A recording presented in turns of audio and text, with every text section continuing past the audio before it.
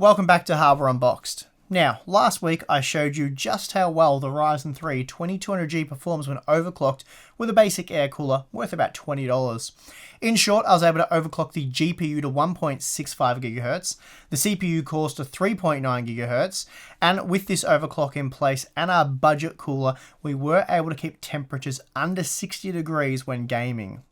The results were great. The overclock netted us around 20% more performance on average, and it allowed the 2200G to match the 2400G, and this meant performance was often comparable to the Pentium G4560 and GeForce GT 1030 combo. For that video, I focused on 1080p gaming using either the low or medium quality presets, and again, the frames per second results looked good.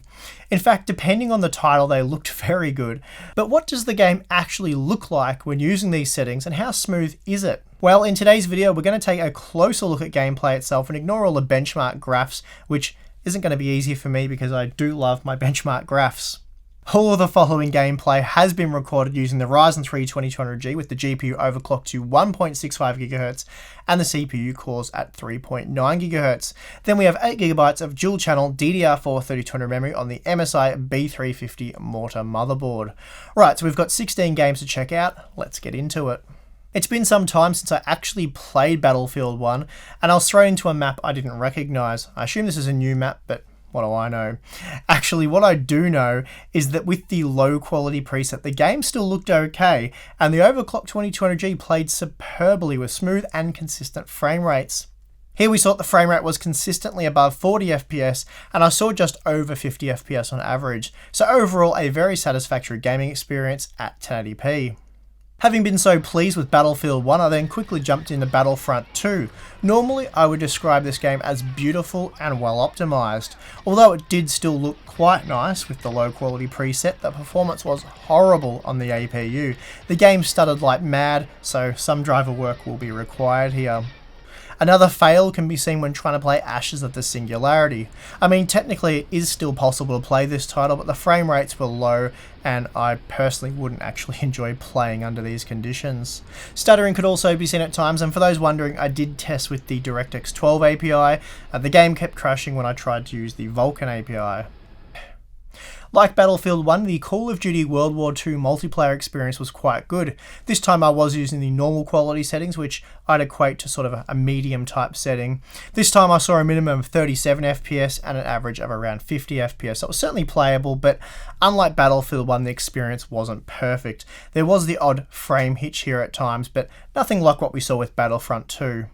Moving on to Csgo, as you might expect, this title ran perfectly, even with the visual quality settings maxed out. The real issue here though was my lack of skill. Still, I persevered for a bit and enjoyed the experience with over 100 FPS for the most part. The frame time performance was also excellent, and I saw no stuttering or issues in this title. The Do It For experience was great, though I did have the quality preset turned all the way down to its lowest value. Still, there should be a bit of headroom here to increase the quality settings, as I saw on average 95 FPS. However, despite the impressive frame rates, there was noticeable stuttering at times, so again, a little driver work needs to be done here.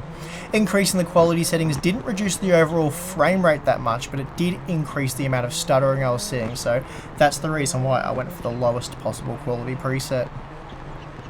Moving on, we have Dota 2, and here the frame rates weren't actually that impressive. Again, we were using the highest quality settings for this title, but it was still very playable. You could of course reduce the quality settings and that might improve performance, but I didn't really feel it was that necessary, as the game was still very playable as it was.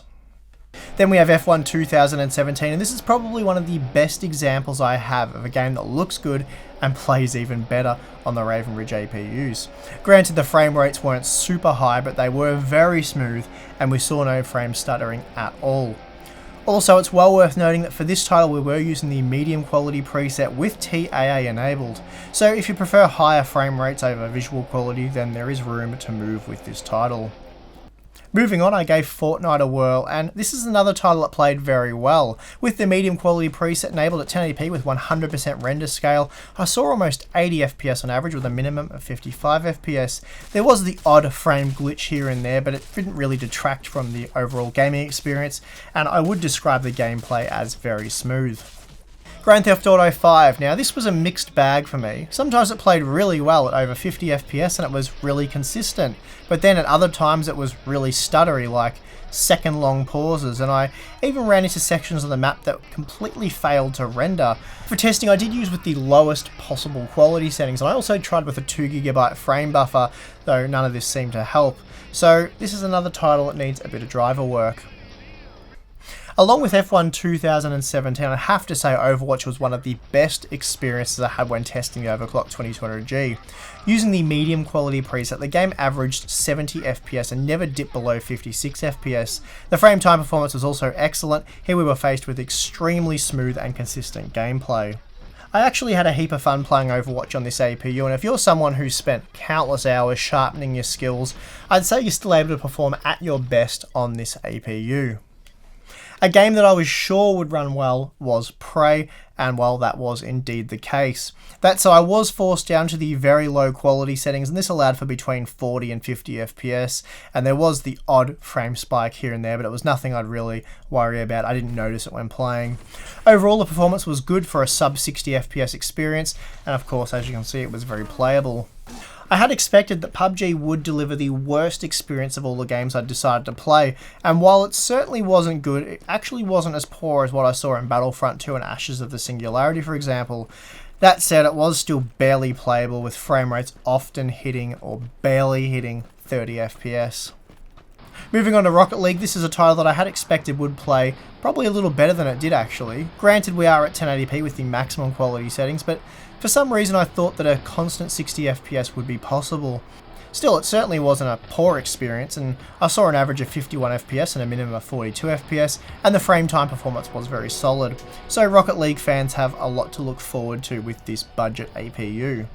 While I expected a lot when playing Rocket League, I expected nothing when playing Watch Dogs 2, and that's pretty much what I got. This is one of the worst gaming experiences I had with the 2200G, probably worse than Battlefront 2. The frame rates barely pushed 30 FPS and stuttering was just a major issue, so I wouldn't wish this gaming experience on anyone. Finishing strong, we have World of Tanks, the new game engine, and this played superbly on the Raven Ridge APU. The benchmarks are a minimum of 54 FPS and an average of 79 FPS, and this was using the medium quality settings, and once again at 1080p. Not only were the frame rates high, but the frame time performance was also excellent. That concludes our look at the overclocked 2200G gaming performance. I hope this gives those of you considering purchasing this APU a good idea of what you're in for. As you've seen, the experience really can vary greatly from title to title, so it's important to research how these APUs behave in the titles you intend on playing. For example, if you're all about PUBG, then I suggest looking for something else, maybe a discrete NVIDIA GPU with perhaps a highly clocked Intel quad-core. However, if you enjoy titles such as Overwatch, Fortnight, F1 2017, and even Battlefield 1 for example, then there is simply no cheaper option to get into these games and start having a bit of fun. The great thing about the Ryzen 3 2200G is the fact that it is an unlocked quad-core, and while the Vega 8 GPU inside will tie you over for now, in 6 to 12 months when graphics card prices hopefully settle down, you can upgrade the GPU firepower and keep the CPU for years to come. Still, be aware that AMD does have some driver optimization work ahead of them, so the experience can be frustrating at times, but for the most part it was very good, especially for the $100 asking price for the Ryzen 3 2200G. Anyway, that is going to do it for this one. I hope you enjoyed the video. Be sure to hit the like button if you did. Subscribe for more content. And if you appreciate the work we do here at Hardware Unboxed, then consider supporting us on Patreon. Thanks for watching. I'm your host, Steve. I'll see you again next time.